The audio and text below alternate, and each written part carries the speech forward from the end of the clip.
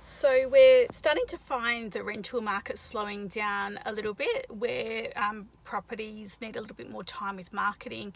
And I just want to go through the process with reducing rents with owners that have got vacant properties. So basically there's a few things that we look at when we do what we call a marketing order on a vacant property. So we're looking at the positioning of the property on the major internet portals, and we're looking at the quality of the photos, and we're looking at the price.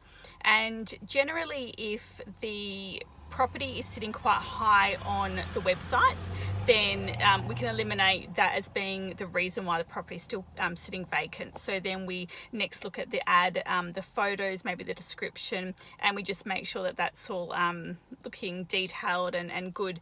And then the third thing you've got is the price.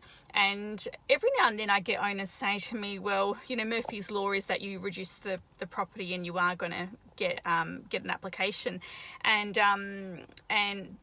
you know, they're very hesitant to reduce the rent as well. And I have mixed feelings with regards to reducing the price too early on in the piece, because I think that landlords have a bit of a social responsibility with the rental income for their property.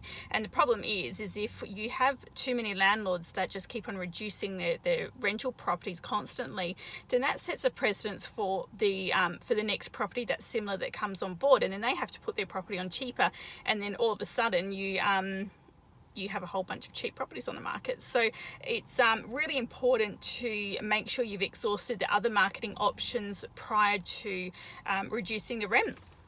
One little tip that we do, or one little trick I guess that we do for our clients, is instead of actually reducing the rent on the internet, before we do that, we actually prospect. So for example, if we have a property that's on the internet, say for $450 per week, and we are thinking we might need to reduce it down to maybe $425, maybe even $400 per week, before we actually change the property price on the websites, we would prospect our database. So for us particularly, we have a very strong database for South Perth, a lot of people on that.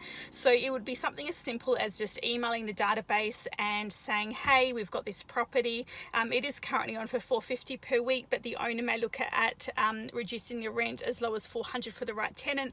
Please let us know if you're interested in viewing the property. So the benefit of doing that is that you are still marketing people that are active in the market, but you're not actually making it visible to the public, and therefore not setting that presence for other properties. So we do that a bit, which is I think is a lot better.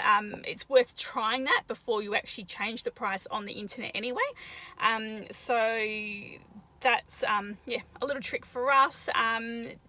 If your property is with another real estate agency, it might be worth sort of suggesting that as well, just before you do go reducing it. So they're the three things that we check, and there's also basically just the situation where there's just no one in that market looking. So it might be a property you know, that's too cheap, or a property that's, you know, the high end around $1,000 per week. And to be honest, sometimes reducing the rent is not going to make a difference in finding your tenant quicker. It's just a matter of waiting, and that is certainly applicable for some properties.